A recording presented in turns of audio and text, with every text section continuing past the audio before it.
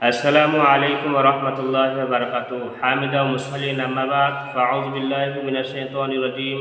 बिस्मिल्लाहिर रहमानिर रहीम। इज़ा सुलसिलतिल अर्दु सिलसिलहा सदक़ल्लाहुल अज़ीम।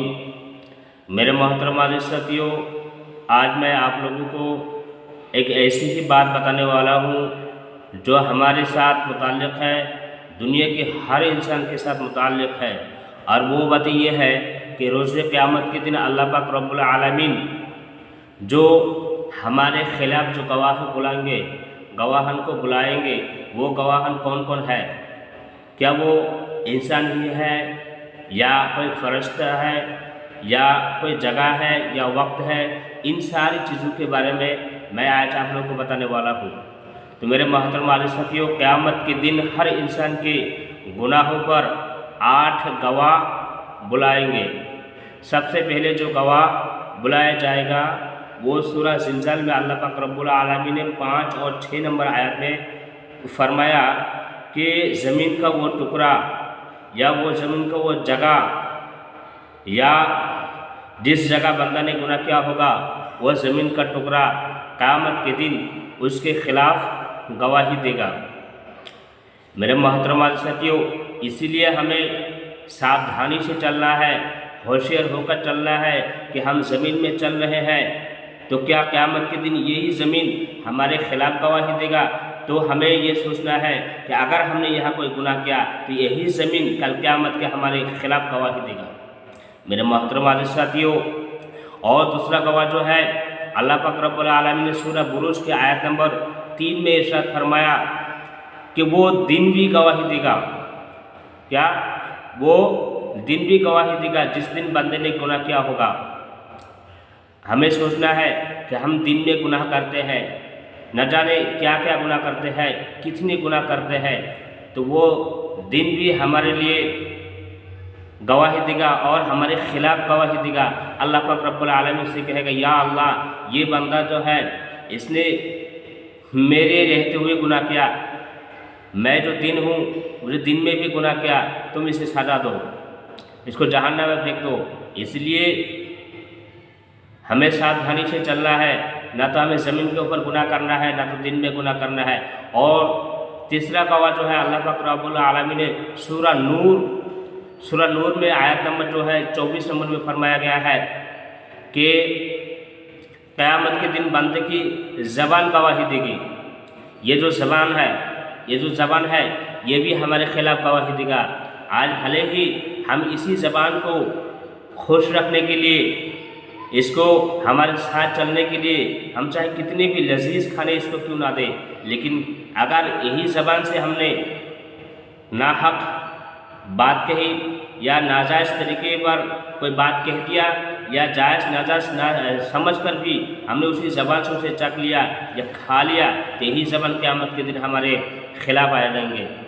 और चौथे गवाह जो है, क़यामत के दिन अल्लाह पाक रब्बुल आलमीन जो हमारे ख़िलाफ़ बुलाएगा वो सूरह यासीन की आयत नंबर 25 में है कि इंसान के जिस्म के बाकी आज़ा, हाथ पाँव, ये भी गवाही देंगे। मेरे मोहतरम साथियों, ये जो हमारा हाथ है, ये पैर है, ये भी हमारे ख़िलाफ़ गवाही देगा। इसलिए हमें ध्यान से चलना है और कोई काम करे तो हमें ये सोचना चाहिए कि क्या ये काम सही है, क्या शरीयत के मुताबिक है, क्या रसूलुल्लाह सल्लल्लाहु अलैहि वसल्लम का इसमें हुक्म है, क्या अल्लाह का हुक्म है, क्या नबी का तरीक़ा है, क्या अंबिया अलैहिस्सलाम ने इस काम को किया है। तो हमें ये सारी चीज़ सोच समझ कर करना चाहिए। मेरे मोहतरम साथियों, पांचवा जो गवाह है वो अल्लाह पाक रब्बुल आलमीन ने सूरह इन्फितार आयत नंबर 12 में इरशाद फरमाया है कि 2 फरिश्ते जो तुम पर निगरां है, यानी जो हमारे साथ रहते हैं, मलाइका हफ़ाज़ा यानी किरामिन कातिबिन, ये 2 फरिश्ता है कल क़यामत के दिन हमारा सिर्फ ख़िलाफ़ ही गवाही नहीं देंगे, बल्कि हमारे ख़िलाफ़ जो रजिस्टर है उनके पास वो भी खोल के सबके सामने दिखाएंगे। मेरे मोहतरम साथियों, चाहे हम छुप के गुनाह करें, रात में गुनाह करें, दिन में गुनाह करें, सबके सामने करें, या अकेला करें गुनाह करें, या घर के अंदर या कोठरी में गुनाह करें, लेकिन वो फरिश्ते हर वक्त हमारे साथ रहते हैं और वो हर चीज़ को लिखते रहते हैं। मेरे मोहतरम साथियों, ऐसा नहीं है कि हम यहाँ गुनाह कर रहे हैं तो यहाँ कोई नहीं देख रहा है, लेकिन कोई नहीं देख रहा है, अल्लाह तो देख रहा है। अल्लाह तो उन्हीं को तो मुकर्रर किया हमारे खिलाफ। इसलिए मेरे मोहतरम वाले साथियों, अगर हमें कोई भी काम करना है तो हमें सोच समझ कर करना चाहिए। मेरे मोहतरम वाले साथियों, जो 6 नंबर जो गवाह है वो हमारा नामा अमल है।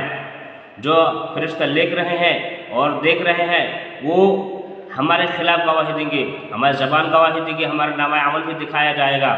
मेरे मोहतरम वाले साथियों, सूरह कहफ के आयत नंबर 49 में यही फरमाया गया है कि वो नामा अमल जो फरिश्ते लिख रहे हैं तो ज़बान भी गवाही देगी और नामा अमल भी दिखाए जाएंगे। मेरे मोहतरम वाले साथियों, इसीलिए हमें दिन में चले, हम दिन में चले या रात में चले, हमें सोच समझ कर चलना चाहिए कि ये जो काम है क्या ये हमारे रजिस्टर में लिखा जा रहा है कि नहीं। ख़ास तौर पर जब हम कोई बात करें तो बहुत ही सोच समझ कर करना चाहिए, कहीं ऐसा ना हो कि हमारी ज़बान से निकली हुई बात किसी के दिल में कांटे की तरह चुभ जाए। मेरे मोहतरम वाले साथियों, और अल्लाह पाक रब्बुल आलमीन ने सूरह निसा आयत नंबर 41 में फरमाया है कि आप सल्लल्लाहु अलैहि वसल्लम भी होंगे गवाही देने के लिए, यानी हुज़ूर अकरम सल्लल्लाहु अलैहि वसल्लम भी हमारे खिलाफ गवाही देगा। हुज़ूर पाक सल्लल्लाहु अलैहि वसल्लम यही गवाही देंगे कि ये मेरे उम्मत है, न मेरे ऊपर कोई दुरुस्त पड़ा, न मेरे सुन्नत पर अमल किया, या अल्लाह तुम इसको सजा दो, इसका जो हक़ है तुम इसको दे दो। इसलिए हमें हुज़ूर पाक सल्लल्लाहु अलैहि वसल्लम की हर सुन्नत पर अमल करना चाहिए, हर तरीके को अपनाना चाहिए। मेरे मोहतरम वाले साथियों, क़यामत के दिन अल्लाह पाक रब्बुल आलमीन हमारे जो खिलाफ गवाही बोलेंगे, वो सूरह यूनुस की आयत नंबर 61 में भी यही फरमाया गया है कि अल्लाह रब्बुल इज़्ज़त कुरान में फरमाते हैं जो तुम गुनाह करते हो हम क़यामत के दिन उस पर गवाह होंगे। यानी अल्लाह पाक रब्बुल आलमीन खुद हमारे खिलाफ गवाही देगा। गवाही किससे देगा? अल्लाह पाक रब्बुल आलमीन खुद गवाही देगा। अल्लाह पाक रब्बुल आलमीन की बात ना झूठ है, ना झूठ बोल सकते हैं अल्लाह पाक रब्बुल आलमीन। इसलिए मेरे मोहतरम वाले साथियों, बहुत ही सावधानी से चलिए। और अल्लाह पाक रब्बुल आलमीन सूरह यूनुस आयत नंबर 61 में जो फरमाया गया है, इसके बाद हमारे गुनाहों पर अल्लाह पाक रब्बुल आलमीन खुद जो गवाह होगा, तो आप हमें ये सोचना चाहिए कि हम कितने हक़ है, कितने सच है, कि ऐसा ना हो कहीं कि अल्लाह पाक रब्बुल आलमीन हमारे खिलाफ गवाही दे। अल्लाह अल्लाह क्या आलम होगा, या अल्लाह हमारे गुनाहों को बख्श दे, हमें नेक अमल करने की तौफीक अता फरमाए, ऐसी तौबा नसीब फरमाए जिसके बाद कोई गुनाह ही ना हो। मेरे मोहतरम साथियों, हमेशा यही सोचते हो कि आज नहीं तो कल तौबा कर लेंगे। अगर किसी को कहा जाए कि भाई नमाज में आओ, नमाज पढ़ो, तो वो ये कहते हैं कि अभी नमाज का टाइम नहीं है, अभी बहुत काम है, अभी कपड़ा नापाक है। तो ये सारी बातें, ये सारे आपकी जो बहाना है, क़यामत के दिन ये नहीं चलेगा। मेरे मोहतरम साथियों, एक बात याद रखना, जो औरतें हैं, औरतें होती हैं, अल्लाह पाक रब्बुल आलमीन ने उनको महीने में कुछ दिन नमाज की छूट दी है, या बच्चा होने के बाद जो उनकी मुद्दत है वो पूरा होने तक वो नमाज नहीं पढ़ती है, तो अल्लाह पाक रब्बुल आलमीन उनको छूट दी है। लेकिन किसी हदीस में ये